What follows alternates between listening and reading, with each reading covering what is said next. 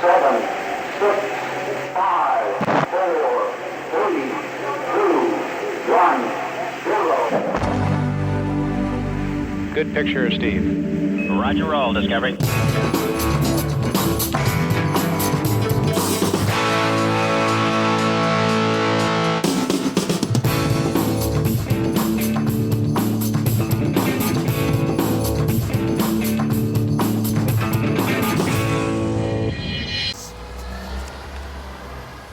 Bonjour à tous, soyez les bienvenus pour On refait le Mac, la reprise de la saison. C'est déjà la 7e saison d'On refait le Mac. Merci pour votre fidélité. Cette année, on a choisi de sortir du studio et pour faire rencontrer ceux qui font la tech en France et ailleurs. Ça s'appelle Les Rencontres de la Tech. Cela pourrait même devenir une émission à part entière si vous aimez, et ça commence tout de suite. Cette semaine, Henri Seydoux, patron et fondateur de Parrot, est l'invité d'ORLM. Rencontre avec ce génial Gio Trouve-Tout, inventeur du drone grand public. Retour donc sur son parcours, sa culture geek, ses inspirations, le futur de la tech et des drones, sa vision d'Apple bien sûr, de la French Tech encore, dont il est l'un des plus brillants représentants. Les rencontres de la tech d'ORLM avec Henri Seydoux. Bonjour Henri Seydoux, merci d'être le premier invité d'ORLM de la saison et d'ouvrir ce cycle de rencontres avec les entrepreneurs de la tech et de la France et d'ailleurs. C'est un ORLM spécial qui vous est consacré à Parrot et à vous. On va essayer de dresser votre portrait geek aujourd'hui. On va retrouver nos chroniqueurs comme chaque semaine, mais via ce petit iPad qui est posé à côté de vous. Les différents intervenants habituels de l'émission et même des surprises, vous allez voir, vont vous poser les questions habituelles. En guise de présentation, si je dois encore vous présenter, vous êtes le patron de Parrot, l'un des pionniers des leaders mondiaux des drones. C'est ici à Paris, le long du canal Saint-Martin, que vos équipes travaillent et conçoivent vos drôles d'engins et d'objets volants. Toute la recherche-développement en fait est concentrée ici. Henri ? Ouais, c'est ici que ça se passe. Ouais. Et on est au centre de la R&D. Ouais. Et les drones, c'est surtout du soft. Donc Parrot, c'est beaucoup une boîte de soft. La volonté d'être au milieu des ingénieurs, c'est une volonté personnelle, d'être entouré d'inventeurs. Ça reflète votre personnalité, j'imagine aussi. Oui, oui. Puis c'est le cœur du dispositif, tu vois. Moi. Je pense que les entreprises de high-tech, comme les entreprises de technologie, c'est guidé par les produits. Bien sûr, le marketing, la finance, tout ça c'est hyper important, mais au-dessus de ça, c'est le produit. Ouais, c'est la majorité reste le produit et le reste fait la magie de l'ensemble. La majorité de mon temps, ça consiste à participer avec tous les développeurs à l'ébauche. À la conception, à la mise au point du produit. La première fois que j'ai eu la chance de venir vous voir il y a quelques années, j'ai été très surpris de voir l'armée de développeurs, l'armée d'ingénieurs qui était basée ici. Quand on connaît le rayonnement aujourd'hui d'un Parrot, vous n'avez jamais été tenté d'aller vous installer dans la Silicon Valley. On dit souvent que c'est un passage obligé dans la tech. Ou carrément de vous rendre un géant de la tech. Non, moi je pense que la tech, c'est une industrie qui, autrefois il y avait une expression pour ça dans les années 80, on disait le village global, qui est globalisé par essence. Donc tu vois en fait, tu as plein de boîtes taïwanaises, chinoises, japonaises, européennes, qui au fond tu sais pas bien si elles sont américaines ou pas américaines ou non américaines. La tech n'a pas tellement de base culturelle, si tu veux, propre comme le vin de Bordeaux ou tu vois des trucs plus anciens. La tech c'est très international par construction. Donc moi j'ai pensé qu'il n'y aurait pas de difficulté spéciale, si tu veux, à monter une boîte de techno et inventer ici. Ouais. Alors, au-delà de l'invention, il y a la gestion quotidienne, le développement international. On a une question pour vous. C'est une question de Didier Policani, le rédacteur en chef de Mac Forever, qui est partenaire de cette émission. C'est sur cet iPad, regardez. Bonjour Henri Seydoux. Alors chaque année au CES de Las Vegas, on voit des entreprises françaises s'imposer sur le front des objets connectés comme Parrot. À l'inverse, l'Europe a beaucoup plus de mal à se montrer concurrentielle sur d'autres domaines de la tech. Alors ma question c'est la suivante, est-ce qu'on arrivera un jour à créer des Google, des Facebook, des Uber aussi facilement que dans la Silicon Valley? Et qu'est-ce qui nous manque? Est-ce que c'est des capitaux, de la prise de risque, de la politique ou l'accès au marché intérieur américain par exemple? Selon vous, qu'est-ce qui nous manque en Europe? Le truc spectaculaire, c'est effectivement le succès de la technologie américaine. C'est-à-dire qu'ils ont inventé le PC, puis après avoir inventé le PC, ils ont inventé l'Internet, et puis après avoir inventé l'Internet, ils ont réinventé le téléphone mobile, et puis maintenant, ils sont dans une réinvention de l'Internet qui est les réseaux sociaux, donc c'est extrêmement spectaculaire. Et on peut se dire, merde, en France, qu'est-ce qui se passe? Alors déjà, faut pas flipper. La France, elle n'est pas moins bien lotie que l'Allemagne, l'Angleterre, l'Italie, que les pays européens. Donc il y a des trucs qui se passent en Europe. Ce qu'on peut dire, c'est qu'il n'y a aucun succès de la taille de Google, de Microsoft, d'Apple, de ces géants. Alors, est-ce que c'est un problème? Est-ce que c'est grave? Bon, déjà... Vous avez beaucoup milité, hein, ouais, c'est pas génial, mais... Dans ce sens, en tout cas, auprès des pouvoirs publics notamment. Comment dire, c'est pas génial, mais d'une certaine manière, il y a de plus en plus de boîtes européennes de très bon niveau. Mais le phénomène, souvent, on le voit, hein, notamment dans les objets connectés, et souvent, elles se font racheter par ces géants de la tech. On l'a vu plus récemment, même si ce n'est pas un géant de la tech, WeThings qui s'est fait racheter, qui est quand même un fleuron hein, des objets connectés, et en France en particulier, qui s'est fait racheter par Nokia. En Amérique, les boîtes, disons, de la Heavy League, les 7 ou 8 leaders, ils ont racheté beaucoup de boîtes américaines aussi. C'est vrai. Donc, racheter des boîtes, être racheté par Google, c'est pas si mal. Hein. C'est pas si dramatique. Voilà, ce qui compte, si tu veux, c'est qu'il y ait des succès. Alors, il y a quelques succès en France, mais ce qu'on peut voir, c'est que ça s'est quand même bien amélioré. Tu vois, tu as Blablacar, tu as Dassault Systèmes qui est un grand succès dans un domaine très technique, tu as des nouvelles boîtes, même dans les domaines plus classiques comme les télécoms, comme Free. Donc, on voit que quand même ça se développe. Donc, si tu veux, le constat de est-ce qu'il y aura des grands succès comme aux États-Unis, pour le moment, il n'y en a aucun. Il n'y en a aucun en Europe, il n'y a aucun truc de ce niveau-là. Est-ce que les choses empirent? Je n'ai pas l'impression. Je trouve que ça va plutôt de mieux en mieux. Oui. En tout cas, vous avez fait le choix de garder le pavillon français, puisque vous avez fait l'une des plus importantes levées de fonds et importante augmentation de capital enregistrée en France l'an dernier, près de 300 millions d'euros, si je ne me trompe pas.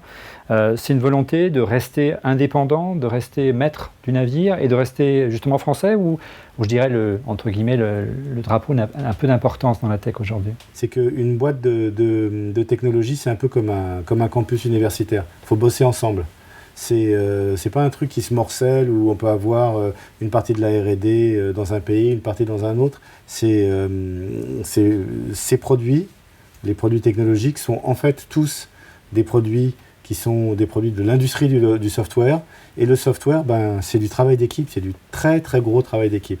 Donc faut créer des boîtes qui bossent ensemble, des équipes qui bossent ensemble. Et c'est ça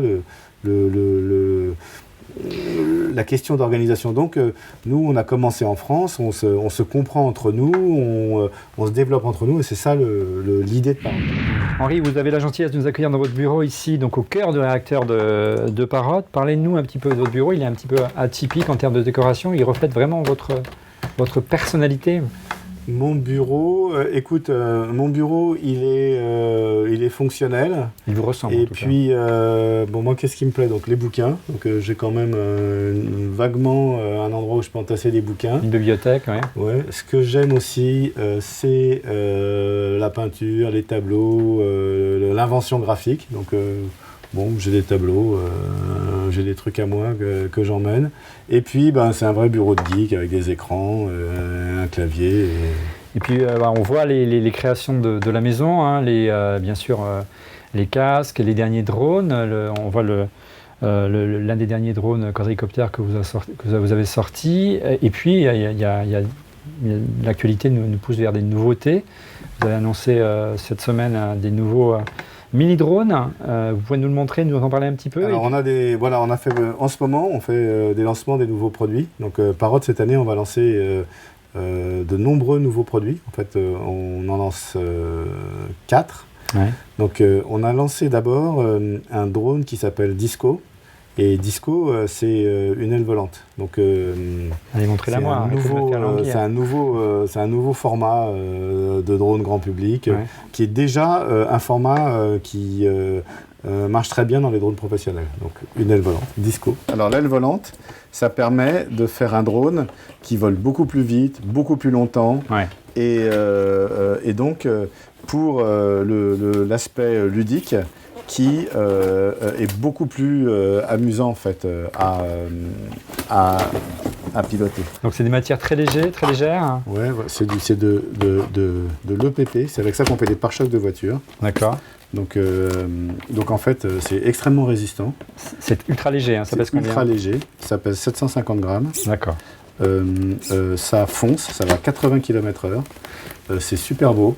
C'est vraiment l'avion de science-fiction. La batterie, elle est intégrée, c'est ça ? Et à l'intérieur, tu as la batterie. D'accord. Et puis tu as l'autopilote qui est ces petites voitures rouges. C'est-à-dire qu'il décolle tout seul, hein, c'est ça ? Sans intervention, pas besoin d'avoir son permis. En fait, piloter un avion, c'est hyper difficile. Une aile volante, c'est encore plus dur. Mais celle-là, elle est entièrement pilotée par...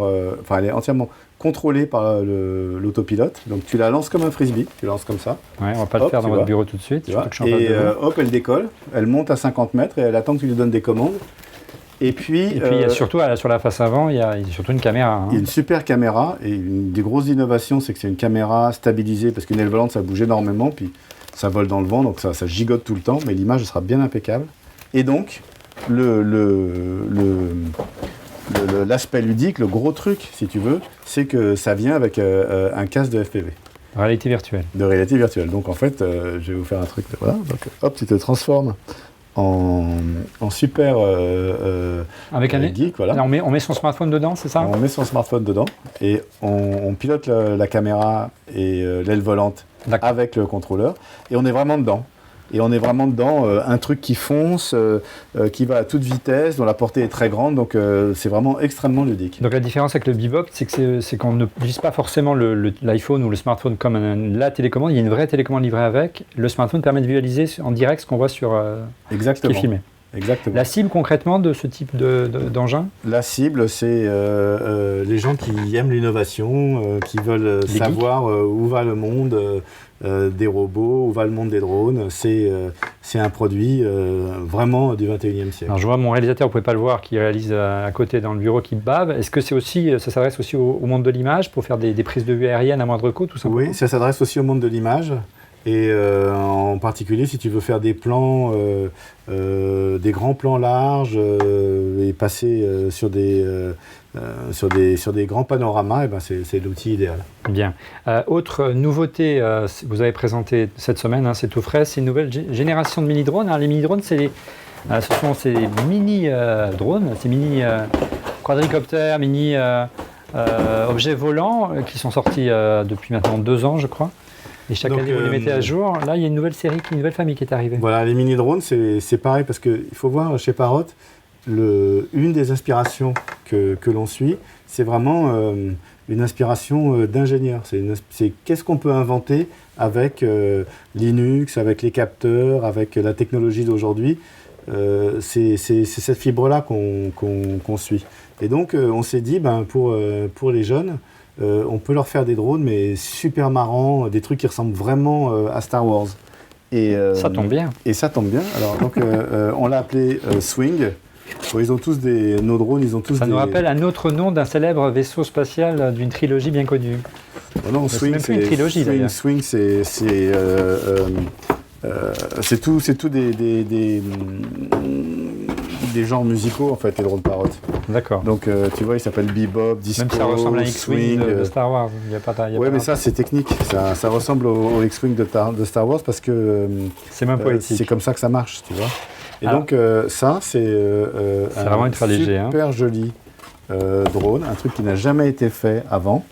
C'est un objet volant qui décolle verticalement et qui après vole comme un avion. Ouais. Et tout est contrôlé par un autopilote, donc un gosse de 10 ans peut le piloter. On passe de décollage à la phase de vol de manière automatique. Voilà, on appuie sur un bouton et hop, il se met comme ça. Une nouveauté cette année, donc pour les piloter, pas forcément l'iPhone, on peut avoir une télécommande dédiée. Oui, il y a les deux, voilà. Il y a une télécommande qui est une télécommande Bluetooth et ça te permet de piloter le swing avec plus de portée. Bien, belle nouveauté, on a hâte de les tester. Des drones, on va beaucoup en parler ce soir, on va aussi parler chiffres, tout de suite avec le chiffre de la semaine.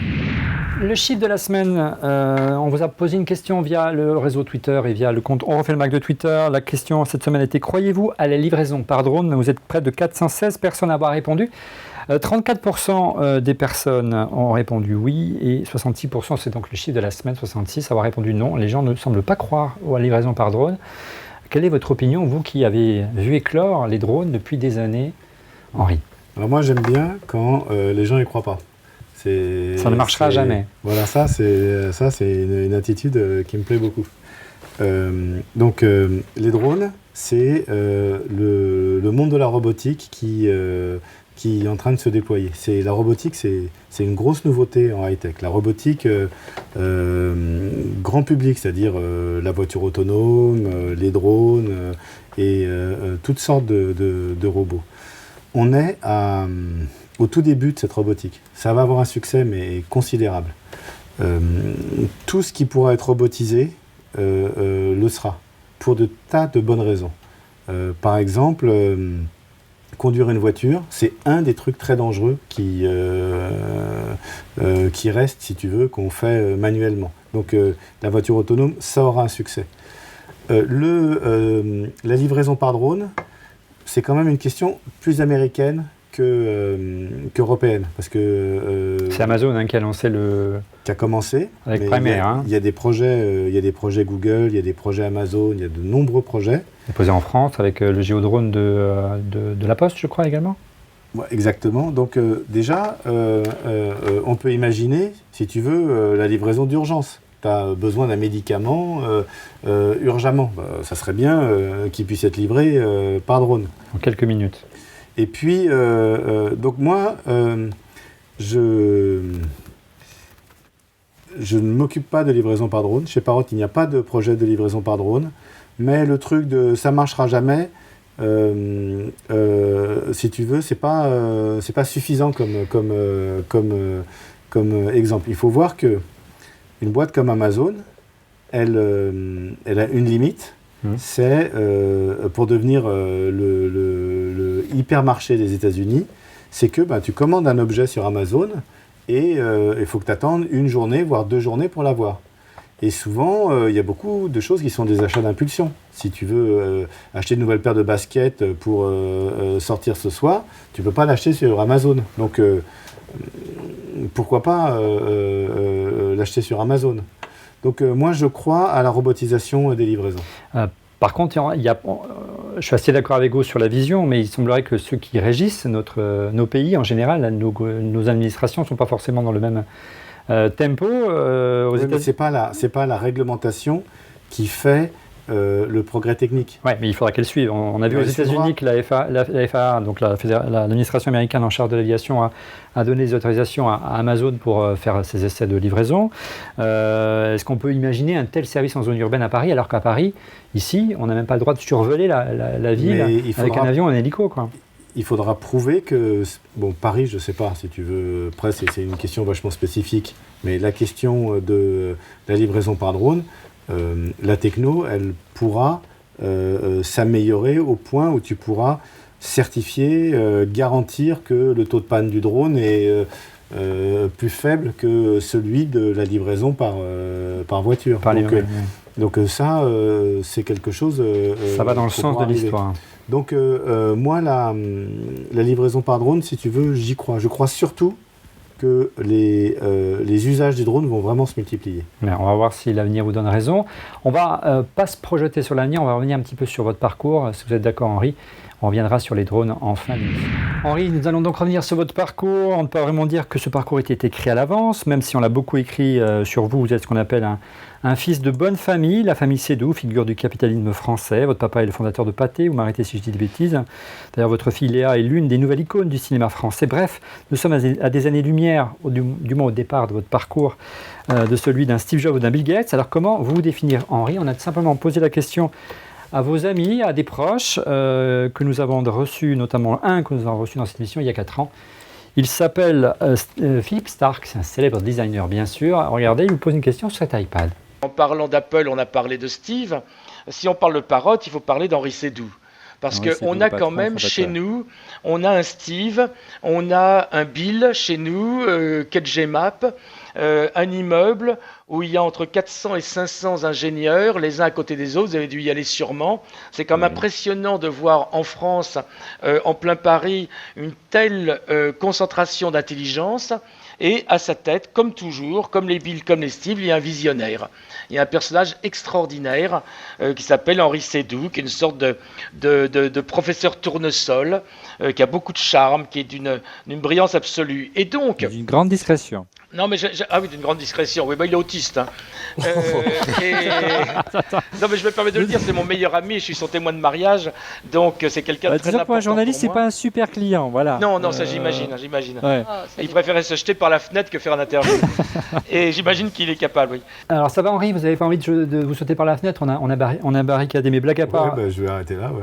Votre réaction à la déclaration qui est plutôt sympathique de Philippe Stark. Moi, je ne crois pas au système.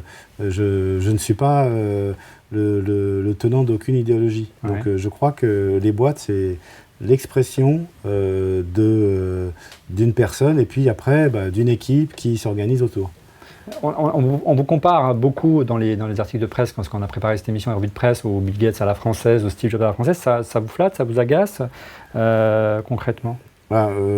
Si tu veux, on l'a déjà dit tout à l'heure, on ne peut pas comparer le succès des boîtes américaines planétaires à ce qui se fait Ils ont commencé en petit Europe. aussi. Hein. Oui, mais bon, moi, j'ai commencé il y a longtemps. Eux, Parrot, c'est une boîte qui a 20 ans. En 20 ans, les boîtes sont devenues beaucoup, beaucoup plus grosses. Ouais. Donc, non, c'est pas juste. Et l'histoire de... Mais, si tu veux, comment dire, les boîtes, si tu veux, c'est quand même fait par des personnes. Donc Marcel Dassault, Gustave Eiffel, tout ça, c'est eux qui ont créé les boîtes. C'est resté comme ça. C'est l'esprit d'une personne qui développe une technique et qui développe une équipe autour de ça. Donc de ce point de vue-là, ça me convient. Au-delà, vous les avez déjà rencontrés, c'est Bill Gates et Steve Jobs. Quel souvenir dans votre justement Moi, j'en ai rencontré ouais, des grandes vedettes de la techno. Enfin, sincèrement, ce qu'ils ont réussi dans le temps dans lequel ils ont réussi, la taille des entreprises, leur ambition, tout ça, moi, je trouve ça sensationnel. D'autant plus en ce qui concerne Bill Gates, il a créé sa boîte, il est devenu l'homme le plus riche du monde et puis après il a créé sa fondation et donc si tu veux c'est un personnage de roman. Revenons un petit peu à ce qui a été ce qui vous a amené justement à être un passionné de technologie, un passionné de tech. Entre-temps, vous avez été, j'ai été très surpris en lisant votre bio, vous avez été journaliste. Comme quoi, comme le journaliste mène à tout, à condition d'en sortir. Hein, donc moi j'étais journaliste au Journal Actuel, donc le journal des années 80. En 79-80, j'étais pas un très bon journaliste, donc ça n'a pas duré longtemps. Mais c'est grâce à ça que, à l'occasion d'un article que je voulais faire, que j'ai rencontré Roland Moreno, l'inventeur de la carte à puce, au moment où il débutait, c'est-à-dire que je l'ai rencontré, il travaillait seul chez lui, il avait déjà créé les statuts de la boîte, mais il allait débuter. Il n'était pas encore milliardaire, parce qu'il est devenu millionnaire. Et c'est lui qui m'a, je veux dire, en parlant de lui-même, si tu veux, en me disant, ouais, tu sais, moi, j'étais à l'Express, parce que lui, il était à l'Express et moi, j'étais Actuel, et puis j'ai toujours voulu faire des machines et c'est pas très difficile et aujourd'hui il y a les ordinateurs et tu verras, tu peux apprendre tout seul et c'est comme ça que je suis devenu développeur en fait. Ouais. J'ai lu que vous avez découvert un petit peu l'univers de l'informatique à ce moment-là. À côté de Roland Moreno, vous l'avez dit, donc l'inventeur de la carte à puce en France, qui est l'origine aussi de toutes les cartes SIM qu'on a aujourd'hui dans nos iPhones et autres. Et la première rencontre avec un ordinateur, c'était un appel 2, je crois. Voilà, c'est Roland qui m'a dit, tu sais, il y a ces nouveaux trucs là, je sais pas comment ça s'appelle là, pomme, HomePower, Apple, voilà, Apple, Boîtier tu verras, c'est hyper facile, commence comme ça. Donc c'est lui qui m'a... Et donc les premières lignes de code, c'était sur... Voilà, et puis après, j'ai appris. C'est effectivement facile, hein. Je confirme à tout le monde qui écoute cette émission, c'est que écrire du code, c'est très facile. Par contre, ce qui est difficile en fait, c'est de le débugger, c'est de le finir. Ouais. Et donc après j'ai commencé à travailler et puis je suis tombé dans une proto-startup qui s'appelait MicroArchi. Et MicroArchi voulait, dans les années 80, je pense que on doit être en 82 ou 83, développer des ordinateurs de poche sans clavier. Donc en fait, il y avait un inventeur français qui voulait, sans que ça emporte le nom, de faire l'iPad. Et c'est comme ça que j'ai vraiment appris. On va en parler dans 2 minutes parce que c'est l'objet du chapitre suivant. On avance bien, on a même rattrapé notre retard, formidable. 2 mots sur votre profil geek aujourd'hui. Vous avez commencé sur Apple, mais vous êtes passé du côté obscur apparemment. Aujourd'hui, Apple, c'est plus du tout votre tasse de thé. Le Mac, l'iPhone, encore moins, puisque je me permets de voler votre téléphone, il y a marqué Samsung dessus. Vous n'êtes pas du tout dans l'univers Apple aujourd'hui. Alors moi, D'ailleurs, on va vous laisser, ce qui m'intéresse, si tu veux, ce que je trouve moderne et étonnant aussi dans la technologie, c'est l'open source. Ouais. L'ouverture. Ouais, je trouve que d'une certaine manière, la technologie aussi véhicule entre guillemets une philosophie. C'est pas une philosophie de la vie, c'est pas Platon, mais c'est une philosophie des choses. Tu vois, comment on fait, comment on invente des objets au début du 19e siècle, quand c'est les moteurs, la mécanique, les avions, etc. Comment est-ce qu'on invente les objets aujourd'hui, alors que c'est les softwares, les algorithmes, les serveurs. Et donc, cette espèce de côté pratique de la démocratie, ce côté opérationnel de la démocratie, pour moi, si tu veux, il y a dans la techno, il y a 2-3 trucs qui sont une sorte d'avancée politique. Donc il y en a une, c'est l'open source, et puis une autre, c'est ces mouvements de techno. Je pense à Snowden et à cette parole, si tu veux, hors des systèmes. Et je pense que... Systèmes commerciaux, en tout cas. Des systèmes commerciaux, des systèmes politiques, des systèmes même de journalisme classique, si tu veux, ou alors Wikipédia, si tu veux, hors du système de l'édition. Ouais. Je pense que c'est un progrès. Ouais, en clair, Apple devrait être un peu plus ouvert et lâcher un petit peu la bride des développeurs, en quelques mots, aussi. Enfin, je ne parle pas d'Apple, tu vois. Mais je parle d'un état d'esprit, mais ce que je veux dire, c'est que je trouve que la vraie d'une certaine manière, révolution technologique structurelle, c'est l'open source. Parce que moi, quand j'ai commencé, il fallait écrire tout le code. Et c'est vrai que c'est une révolution aujourd'hui, ce genre d'initiative. Mais effectivement, c'est une forme de progrès. De pouvoir mutualiser les efforts de chacun plutôt que les redévelopper chacun de son côté et les garder pour soi et les breveter. De brevets, on va parler parce que vous avez brièvement parlé en amont tout à l'heure de vos premières expériences de développement, ordinateur tactile notamment, ordinateur de poche. Revenons donc à votre parcours. Au début des années 80, votre premier projet était un ordinateur de poche tactile, vous en avez parlé tout à l'heure. Il y a une rencontre importante avec François Mizy, je ne sais pas si je prononce bien. C'est un ancien... Donc c'était François Mizy, c'était le fondateur de MicroArchi, et c'est lui, ancien ingénieur des mines, si tu veux, qui pionnier des écrans tactiles. Pionnier des ordinateurs à écran tactile, c'est ça qu'il voulait faire. 80. Je crois que c'était 83, je crois. Donc c'est 15 ans avant l'iPad et c'était 17 ans avant l'iPad et 15 ans avant l'iPhone. Si tu veux, c'était au même moment quand nous on développait le PBB, c'était le nom du projet. Ouais. Après 1 an de développement, le PC est apparu.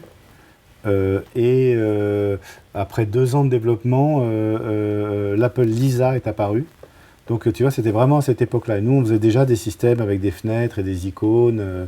Et du tactile. Et du tactile. Et l'idée qu'on touchait avec le doigt, tu vois, sans le stylet, parce qu'après, il y a eu toute une idée du stylet. Ouais. Et surtout, j'ai aussi participé à une proto-startup. Donc, à la question du capital risque, qu'avec un bon projet, on peut aller voir des investisseurs et qu'il y avait déjà des investisseurs qui répliquaient le modèle américain du capital risque, en particulier début des années 80. au début des années 80. En France. Tout ça, et donc, si tu veux, je l'ai vu au début. Et donc, moi, quand j'étais à Microarchi, je disais à mes collègues, j'avais 24 ans, si tu veux, que moi, le prochain truc, ce serait une boîte que je monterais. Ouais. Et j'étais également surpris d'apprendre que dans votre parcours, vous avez été très marqué. C'est vrai que c'est un long métrage important dans la culture geek, c'est Tron, le premier film en images de synthèse de Walt Disney. Et apparemment, ça vous avait donné des envies à l'époque, Henri. Donc, la première boîte que j'ai montée, si tu veux, la première boîte que j'ai montée, donc pour vivre, j'ai monté une boîte où je vendais mon développement, donc j'étais un développeur indépendant. Et donc, comme j'aime bien les jeux de mots, je l'avais appelé Soft Cedou. Voilà. D'accord. Donc, et puis, en parallèle, l'argent que je gagnais là, que j'investissais, j'ai monté une boîte avec Pierre Buffin, qui était un dessinateur de bande dessinée et un architecte, pour faire de l'image 3D. Parce que c'était mon rêve après Microarchi, c'était de faire de l'image 3D. L'image 3D pour du long métrage, pour en gros le Pixar avant l'heure déjà. De l'image 3D pour les médias, effectivement, pour faire des films, pour faire des longs métrages. C'est mon goût, si tu veux, c'est pour ça que, tu vois, il y a les tableaux dans mon bureau, c'est une question esthétique. Moi, j'aime bien l'invention graphique, tu vois, j'aime bien, si tu veux, j'aime bien voir les époques, comment les choses sont passées, du cubisme au futurisme, du futurisme à, je sais pas, à l'expressionnisme, tu vois, donc c'est ça, j'ai pensé, si tu veux, que l'ordinateur, allait participer à l'expression graphique de son époque. Oui, apparemment, vous avez eu raison, seulement qu'on puisse dire. Je me suis associé avec Pierre. Donc Pierre dessinait et moi, avec mon équipe, on faisait les programmes. La troisième étage de la fusée, c'est évidemment la création de Parrot. On va en parler tout de suite dans un instant. Mais auparavant, d'habitude, c'est le busomètre qui vient à ce moment de l'émission. Pas de busomètre cette semaine. Vous retrouvez la semaine prochaine Paul Rony qui vous fera ça durant une version longue, une demi-heure, parce que la semaine prochaine, nous serons en direct live pour suivre le lancement de l'iPhone 7, bien sûr. Une nouveauté cette semaine, ça se passera depuis 42, l'école de développement informatique. Regardez, tout vous est résumé dans cette vidéo. On refait Mac a été la première émission du web à retransmettre en direct et en vidéo une Apple Event. Cette année, pour la 7e saison d'ORLM, nous souhaitons aller encore plus loin. Non seulement On refait le Mac va être en direct à partir de 18h30 le 7 septembre prochain pour faire vivre live l'Apple Event, mais cette année, nous serons en public dans le grand amphithéâtre de 42. L'école qui forme les futurs grands talents de l'informatique en France accueille désormais l'émission chaque semaine dans ses locaux. Pour découvrir l'iPhone 7 en direct et sur écran géant à 42 en compagnie de la fine équipe d'ORLM, rien de plus simple, inscrivez-vous par email à l'adresse contact@onrefaitlemacom. Dans votre email, pensez à préciser votre nom, prénom en plus de l'adresse email et si vous avez la chance d'être sélectionné, de vous munir d'une pièce d'identité. Attention, les places sont limitées. Rendez-vous donc mercredi 7 septembre à partir de 18h30 en direct pour suivre l'Apple Event depuis le grand amphithéâtre de 42 en public et bien sûr toujours en streaming sur nos chaînes YouTube et Dailymotion en direct. Alors rendez-vous mercredi à 18h30. Un iMac, 2 iMac, 3 iMac, 4 iMac, 5 iMac, 6 iMac, 7 iMac, 8 iMac, 9 iMac, 10 iMac, 11 iMac, 12 iMac, 13 iMac.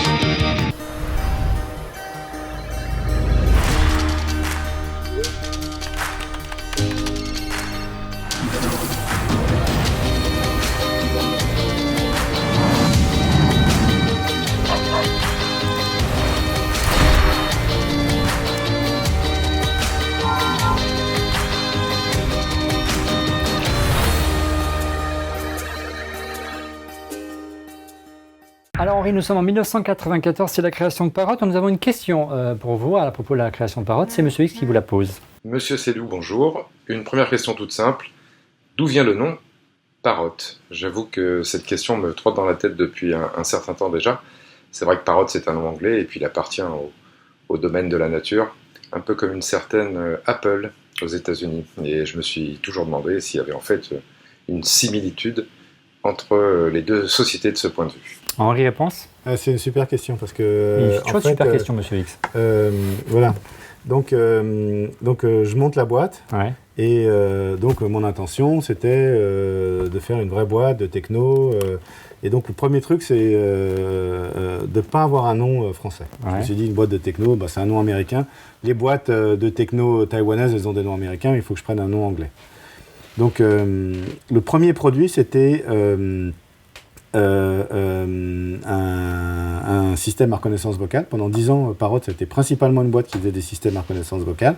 Et donc, je me suis dit, bah ouais, de toute façon, pour comment parler bien de la reconnaissance vocale d'une manière simple et imagée, le perroquet, tu parles au perroquet, il te répond, le perroquet, c'est la machine. Et puis donc, j'ai commencé à faire un logo, à demander à un graphiste de m'écrire Parrot, etc. Et puis, j'ai choisi une police de caractère. Et puis, quand ça a été fait, je me suis dit, merde, mais c'est vraiment, on se refait pas. Le truc, ce que je suis en train de faire, c'est Apple, en fait. Et donc, en fait, si tu veux, à ta question... est-ce qu'il y a une filiation avec Apple, etc. Bien sûr, il y en a une. C'est-à-dire, j'ai commencé avec un ordinateur Apple, et puis surtout, Apple, c'est une boîte, c'était pas des informaticiens. Ça n'avait rien à voir avec IBM. Steve Jobs n'était pas un développeur du tout. Hein. Voilà, il n'y avait aucune idée il y avait une idée, si tu veux, plutôt de nouveauté, produit, d'innovation, mais pas de faire des ordinateurs pour, je sais pas moi, les banques ou les gens qui les utilisaient. Et moi aussi, je suis pas un commerçant de l'informatique, si tu veux. Donc ça vient à cause de la reconnaissance vocale, et d'une certaine manière, c'est mon tribut caché à Apple. Alors, ce qui a amené la création de Parrot, si je ne me trompe pas, c'est la création d'un agenda à reconnaissance vocale pour aveugles. Pour nous en dire quelques mots. Donc, mon idée... Ça a apparemment été un immense succès, je crois, à l'époque. Mon idée, c'était de... Voilà, mon idée, c'est que il y avait donc des databanks, ça s'appelait, des petits objets qui étaient fabriqués par Casio, par Sharp, par des Japonais, qui permettaient de ranger ses rendez-vous, ranger ses numéros de téléphone, de s'organiser. Et ces trucs-là, ça avait la taille d'une calculatrice, c'était super compliqué à utiliser. Ça ressemblait, si tu veux, à taper un SMS au clavier d'un téléphone Nokia. Et donc je me suis dit, non, ce truc-là, on peut le moderniser. Je vais faire tout vocalement. Je vais enregistrer les rendez-vous vocalement, je vais enregistrer les adresses vocalement. Donc je vais faire tout à base de traitement de signal. Je vais faire la recherche vocalement, par reconnaissance vocale. Et, on est en 94. Et donc là, on est en 94. On est très en amont des systèmes de reconnaissance vocale aujourd'hui. Voilà, c'est de la reconnaissance vocale à apprentissage. Et donc, la vieille Voice d'IBM, en gros, c'est ça à l'époque. Oh non, oui, même avant, d'une certaine manière. Même avant. Et donc, ça, c'était le Parrot, si tu veux. C'était le premier produit. Et il se trouve, donc moi, j'ai fait ça comme un produit grand public. Je n'ai pas fait ça... mon premier client, c'était la FNAC. Donc la FNAC m'en a acheté. Et puis donc, moi, j'ai été voir les FNAC et je demandais aux vendeurs, mais comment ça se vend, etc. Et ils me disaient, c'est pas terrible. Sauf à la FNAC Montparnasse, où le type me dit, il y a plein de gens qui viennent et puis qui se refilent l'adresse et qui viennent en acheter. Parce que nous, on s'est aperçu qu'on est juste voisins de l'association Valentin Oui. Valentin Oui, c'est le mec qui a inventé le braille au 18e. Et ils viennent et ils achètent ça. Et alors je me suis dit, voilà, j'ai des clients. Et donc, j'ai contacté tous les associations en Angleterre, en Espagne, et puis en Chine, à Hong Kong, au Japon, qui faisaient des produits ou qui aidaient les aveugles. Et c'est comme ça que, d'une certaine manière, la première fois, j'ai fait passer Parrot d'un truc qui ne marchait pas à un premier tout petit succès. Et comment s'est opéré le virage vers l'industrie automobile, puisque ça a été ça, votre fonds de commerce pendant longtemps autour de Parrot. Donc, et les kits main libre, qui est équipé par défaut de nombreux constructeurs automobiles. Il n'y avait pas forcément votre marque, mais c'était du Parrot dedans. Donc on a développé le Parrot, et puis c'était le début du téléphone du GSM. de la 2G. Ouais. Et, milieu des années 90 en gros. Et donc je vais voir je prends contact, je fais mon business développement, je vais voir un business développeur d'Ericsson. Et je lui montre, je dis ouais, il faudrait que vous mettiez la reconnaissance vocale dans le téléphone, et nous on va vous faire un truc vraiment bien. Siri en 95 déjà. Et le type me dit non, nous c'est trop compliqué à programmer les téléphones, ça ne nous intéresse pas de le mettre dans le téléphone. Par contre, si jamais votre truc ça marche en voiture, parce que nous on vend énormément de systèmes, en Suède ils sont sécuritaires, donc de systèmes de téléphone de voiture dans lequel on plug notre téléphone pour l'utiliser en voiture. Si ça marche en voiture, votre truc, ça peut nous intéresser. Et donc c'est comme ça que j'ai développé une reconnaissance vocale pour la voiture, dont Ericsson a été mon premier client. C'est comme ça que d'année en année, vous êtes vraiment devenu quelqu'un qui fournissait, donc je le disais tout à l'heure, clé en main, sans jeu de mots, des systèmes embarqués pour les voitures. Par la suite, vous avez lancé votre propre marque et vous avez lancé vos propres kits main libre quand c'est vraiment rentré dans le grand public pour ceux qui n'avaient pas des voitures prééquipées. Il y a une question justement de Fanny, qui est une chroniqueuse régulière de cette émission, au sujet du Bluetooth, parce que vous étiez à l'époque l'un des grands spécialistes du Bluetooth dans le monde. On écoute Fanny. Bonjour Henri. Alors une petite question, ça fait des années que je vous suis. Le Bluetooth a toujours été un peu l'élément central de la marque. Est-ce que ça va continuer déjà ? Et puis aussi, j'aimerais bien savoir, est-ce qu'un jour vous allez aller dans le domaine de la robotique, puisque les drones, c'est finalement un petit peu proche.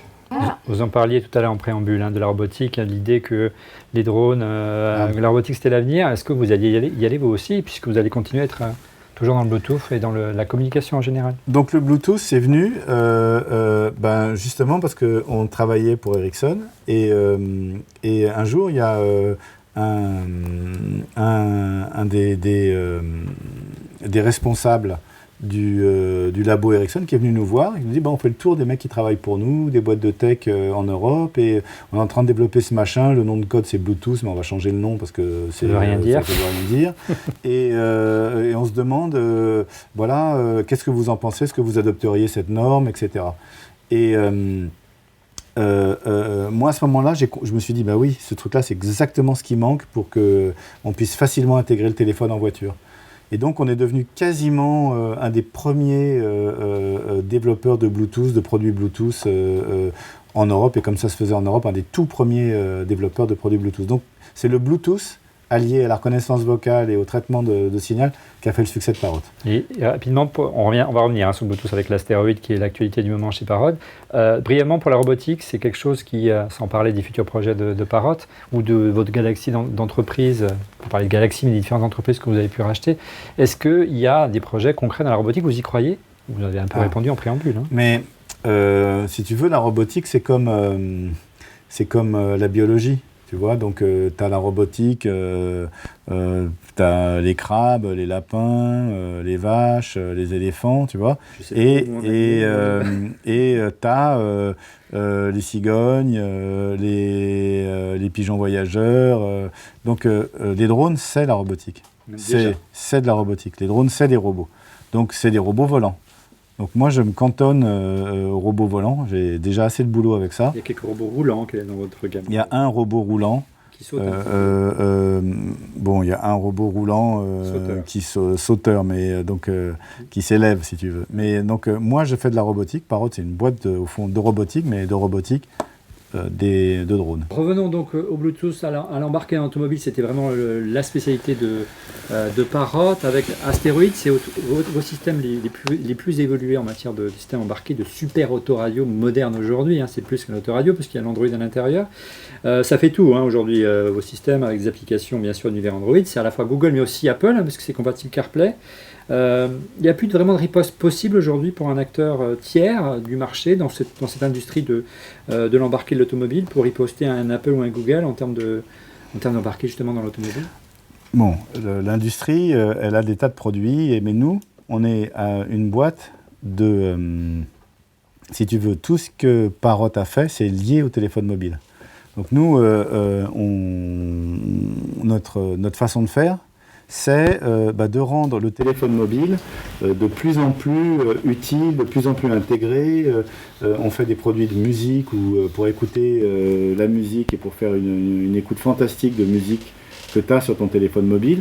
Et nous, en voiture, on est les promoteurs de l'utilisation du téléphone en voiture. Donc, je ne sais pas s'il y a une réponse possible, mais nous, notre idée, c'est que la voiture, c'est un des meilleurs endroits où on peut intégrer la technologie du téléphone mobile pour le conducteur, pour les utilisateurs. Je ne vais pas vous lancer sur le sujet de la voiture autonome, et d'Apple, on avait prévu, mais on est en retard. Le projet Titan, Info-Intox, on en parle beaucoup chez Apple, mais brièvement, allez-y, vous y croyez au projet d'Apple dans l'automobile, au-delà de l'embarquer, construire une voiture de A à Z? Je ne sais pas. Apple, moi je ne suis pas appleologue, tu vois, comme il y avait des kremlinologues à l'époque. On est un petit peu bien malgré nous dans cette émission. Si tu veux, ce qu'il faut voir, et plus ça va, plus c'est net, c'est que l'industrie aujourd'hui, elle est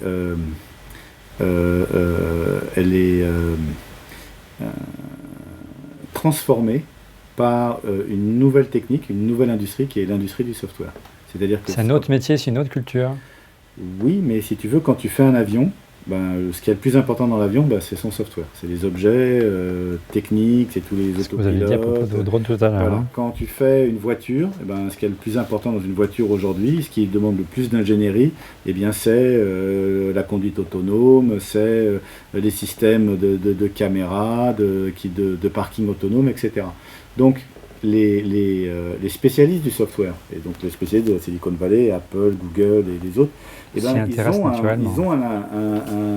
un avantage, si tu veux, par rapport aux constructeurs de voitures, c'est que eux, c'est des super pros du software. Donc, c'est tout à fait légitime qu'ils fassent des trucs. Maintenant, est-ce qu'Apple le fera ou le fera pas? En tout cas, ils ont le cash pour ça. En tout cas, s'ils veulent le faire, ils peuvent le faire.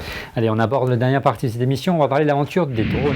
On le disait donc en préambule, du spécialiste des Kitmani Parrot s'est mué en un pionnier et premier acteur du marché des drones civils. C'est important de le préciser, parce qu'il y a énormément de drones aujourd'hui. Alors, comment est née tout simplement, Henri, l'idée de l'Air Drone? Le premier drone grand public qui est apparu en 2010, c'était l'événement, on était très fiers au CES de Las Vegas, nous Français, de voir que l'événement de Las Vegas en 2010, il n'y avait pas grand chose à l'époque à se mettre sous la dent, mais il y avait l'Air Drone, ce drôle de petit objet volant. Donc il y a un truc, si tu veux, c'est que moi je suis un imaginaire d'ingénieur, tu vois. Donc je pose la question, qu'est-ce que je peux faire avec les processeurs de traitement de signal, qu'est-ce qu'on peut faire avec les MEMS, qu'est-ce qu'on peut faire avec les nouveaux capteurs. Donc si tu veux, c'est un imaginaire très souterrain. C'est pour ça que Philippe Stark il dit que je suis un autiste, parce que même si ça vous est resté là, quelque part. Non, mais je le comprends, parce que tu sais, je connais mes limites. Je suis pas, je suis comme tout le monde. Vaut mieux connaître ses limites que de s'imaginer des murs. Donc cet univers de geek, tu vois,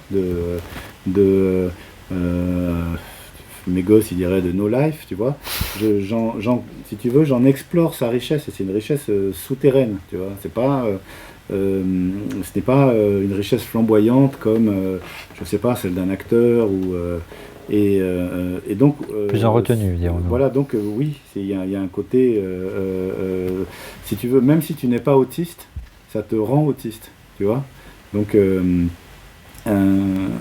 c'est cet imaginaire d'ingénieur, c'est ça que j'explore. Ouais. Et donc il y a 10 ans, je me suis dit, voilà, les téléphones de voiture, le Bluetooth, la reconnaissance vocale, le traitement de la parole en bagnole, c'est marrant, mais ça durera ce que ça durera. Les trucs en techno ne durent pas indéfiniment. Ouais. Et donc, puis en plus, la vie est trop triste pour se prétendre spécialiste d'un truc indéfiniment. Et en plus, on gagnait pas mal d'argent, et on a fait l'introduction en bourse. Et puis, si tu veux, il y a aussi les exemples de Microsoft.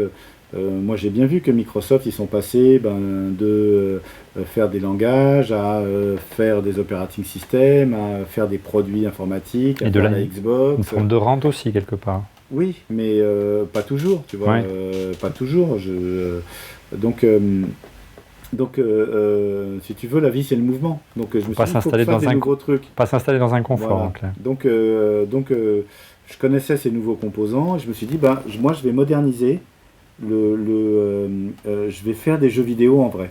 Je vais faire grâce à... Tu vois, c'est un peu l'idée de la reconnaissance vocale où tu fais de l'informatique dans le réel, dans le signal. Je me suis dit, moi, je vais faire des jeux vidéo en vrai. Je vais sortir les geeks de leur chambre. Oui, Ouais. ou mettre les geeks mettre les geeks au champ, quoi, Ouais. dans la nature, mais ils resteront geeks. Hein. Et donc c'est comme ça que de fil en aiguille, j'ai abouti au drone. Ouais. Il y a une question, parce qu'on le voit même dans vos drones, un souci du détail, un souci du design. C'est pas toujours le cas de tous les drones. Il y a une question d'un designer qui s'appelle Jean-Louis Fréchin, c'est le fondateur de No Design. C'est l'un de vos collaborateurs, c'est aussi un intervenant régulier dans cette émission. On écoute Jean-Louis sur cette plateforme. Bonjour Henri, j'espère que tu vas bien. Ce jour important pour Parrot et pour toi.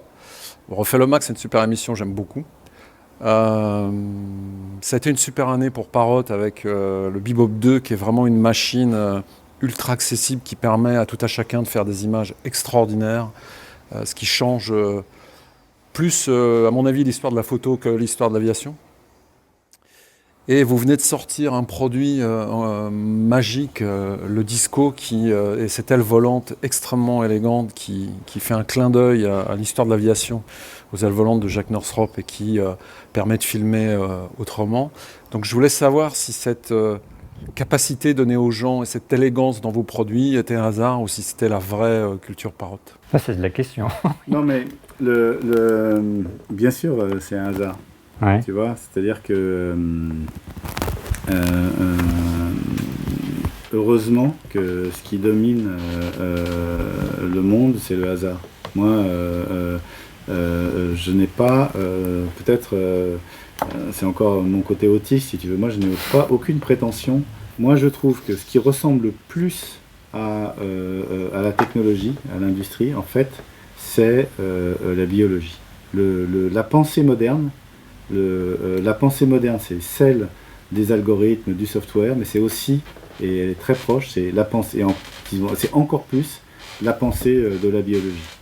La biologie, c'est des systèmes extrêmement sophistiqués, l'intelligence pas artificielle, le code de l'ADN pas artificiel, la lecture du code dans l'ARN et son expression pas artificielle dans les cellules.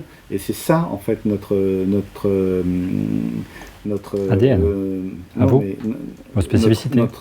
Notre environnement technologique. D'accord. C'est ce qu'on apprend. Par rapport à ce que disait justement Jean-Louis, quelle est la spécificité aussi en termes d'ADN de la marque Parrot et de vos ingénieurs par rapport à la concurrence? Parce que depuis le lancement de l'Air Drone, depuis le lancement du Bebop 2, il y a une flopée d'acteurs qui sont arrivés sur le marché. Les drones sont très à la mode, ils sont arrivés partout. Jusqu'au drone Lily qui a défrayé la chronique l'an passé et qui n'est toujours pas sorti d'ailleurs. Et qui n'arrive toujours pas un drone autonome qui suit son utilisateur automatiquement. On a l'impression qu'il se positionne aujourd'hui, et c'est un petit peu le positionnement de Parrot sur le fait que les drones deviennent les action cam de demain, ou et on voit d'ailleurs que GoPro il va y aller aussi avec le Karma. Comment vous allez résister à ce rouleau compresseur chinois, on pense à DJI notamment, qui n'ont pas forcément les mêmes coûts que vous au quotidien. Quelle est la valeur ajoutée aujourd'hui d'un Parrot par rapport à ces multitudes d'action cam et volantes qui arrivent sur le marché? Donc d'abord, dans le marché des drones, il y a deux grands acteurs, DJI et Parrot. Donc on est un des grands acteurs. On n'en parle pas, mais dans l'interview, on n'en a pas parlé, mais nous on a des grosses, si tu veux, développement dans des boîtes de drones pro. On va en parler juste après. On va en parler. Donc le drone pro, on y croit énormément. Donc on fait beaucoup de trucs dans le drone pro. On croit que la techno du drone pro et la techno du drone grand public, elle est commune pour énormément de choses. Par contre, le drone pro, il faut faire les applications métier par métier. Ouais. Donc ça, c'est une de nos manières de résister. Et la deuxième, vous avez racheté SenseFly, c'est ça, Pixsense, Airinov, MikaSense, on a investi dans énormément de boîtes. Tout ce qui est cartographie, agriculture. Cartographie, agriculture, architecture.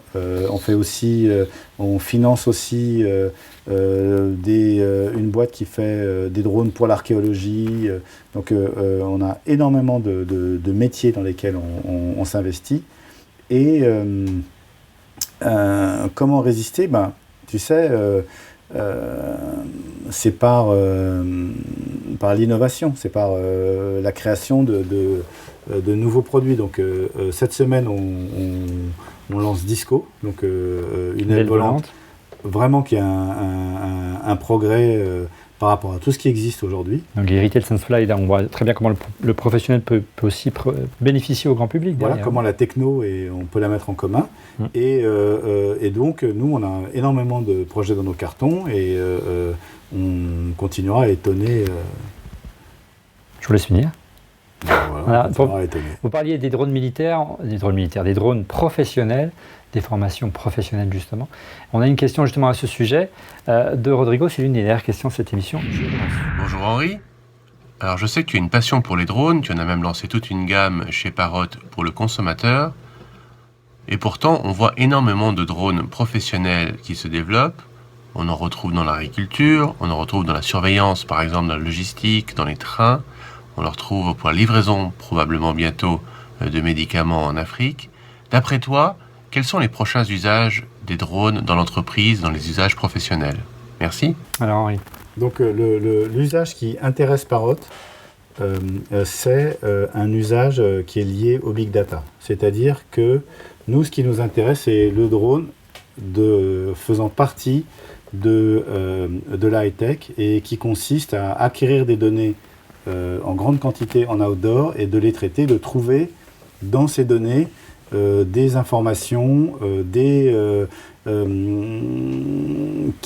qu'on n'a pas avant. Et donc les drones Parrot, ils font des photos. Ils font des photos, soit des photos spéciales dans l'infrarouge pour l'agriculture, soit des photos dans le domaine visible.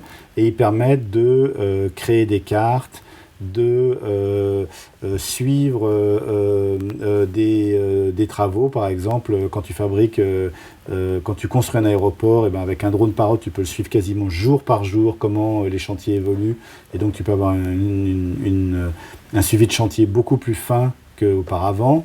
Ils sont utilisés massivement dans les mines, où pareil, les drones font des 3D, des fronts de mine et permettent de savoir exactement comment la mine évolue.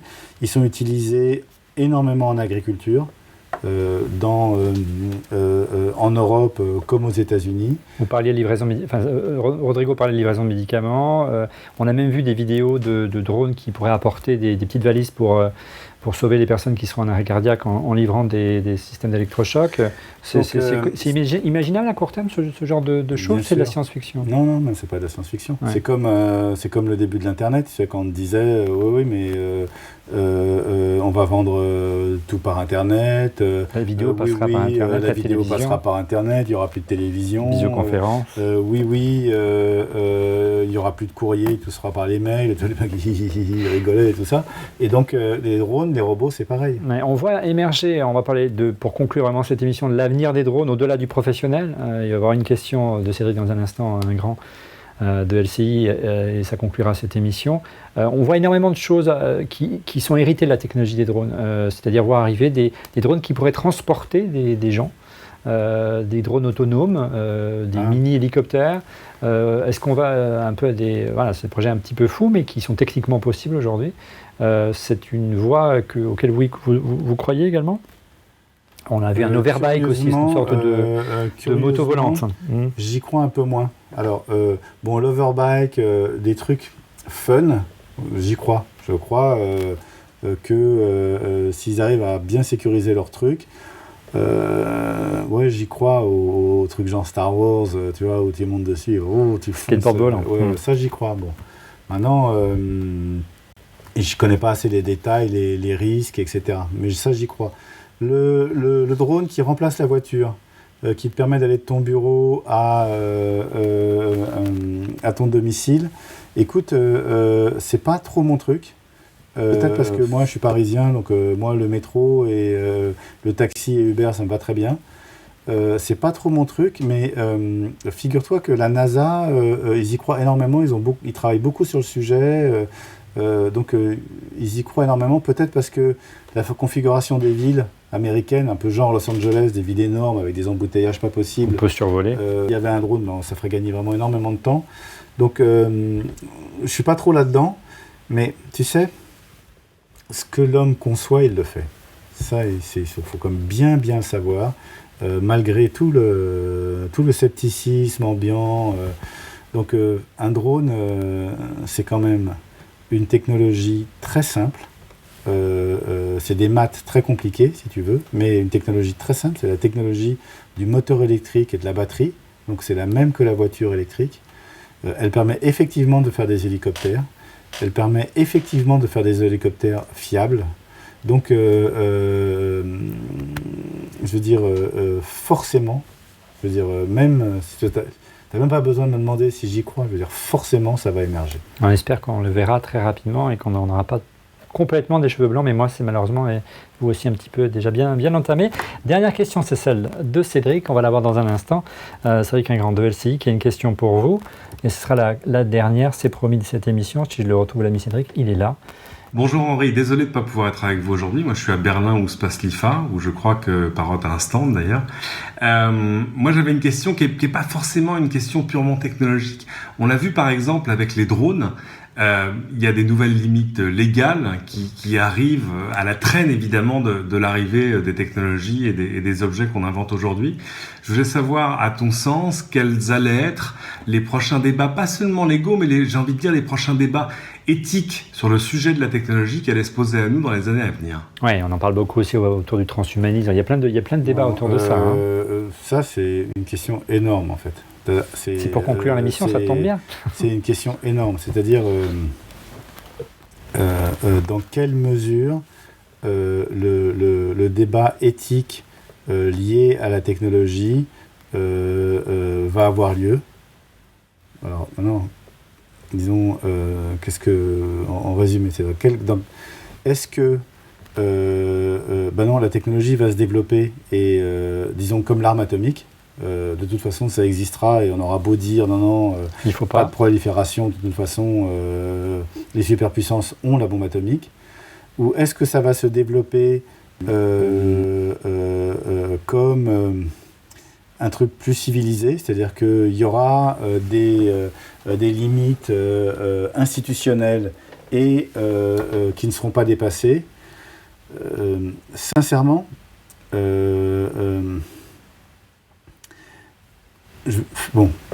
il faut bien voir que aujourd'hui, il y a autant la technologie, elle a amené une forme de démocratie active, comme on disait, Wikipédia, etc. Autant il y a deux problèmes majeurs civilisationnels. Donc un, c'est le global warming, la pollution. Est-ce qu'on est dans un cycle infernal ? Est-ce que ça va marcher, la COP21 ? Est-ce qu'on va réussir à se réguler ?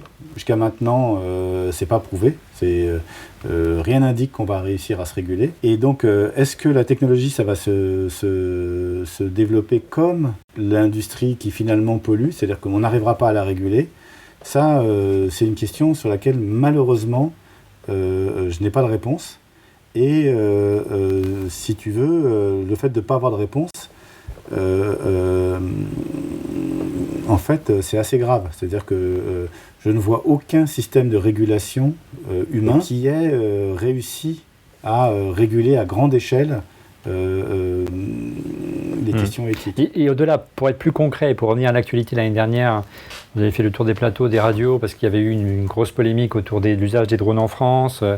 On est dans une période un peu, moins qu'on puisse dire, malheureusement un peu trouble, avec les attentats qui ont traumatisé le pays cette année.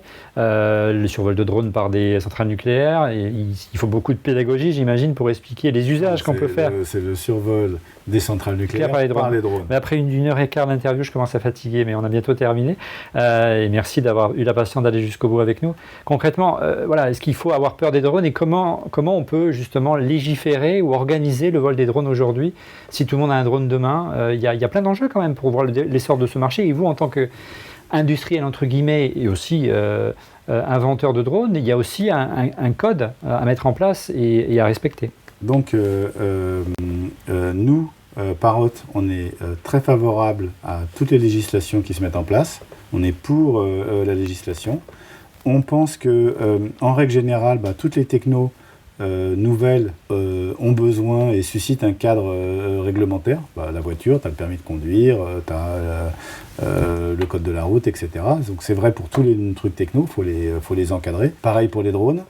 Donc nous on est pour et on voit tout ça d'une manière optimiste, c'est-à-dire que ce ne sera pas un frein au développement d'un Parrot ou d'un... Pas du tout, pas du tout. Au contraire, c'est un accélérateur. Ça montre que les usages pour l'agriculture et que les usages qui vont être des grands usages qui vont faire progresser des industries, sont d'ores et déjà encadrés. On sait comment faire.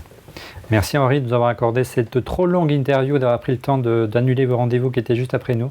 Donc salut, et puis génial, et bonne chance à ton émission si je fais la première. Et, des rencontres de la tech. C'était super, et puis longue vie à ton émission. C'est gentil, on espère qu'on aura d'autres... Quant à nous, on se retrouve dès la semaine prochaine, dès mercredi soir, en direct sur nos chaînes YouTube et Dailymotion pour faire vivre live le lancement de l'iPhone 7 et de l'Apple Watch 2, tout un programme par Apple dès 18h30. Soyez au rendez-vous.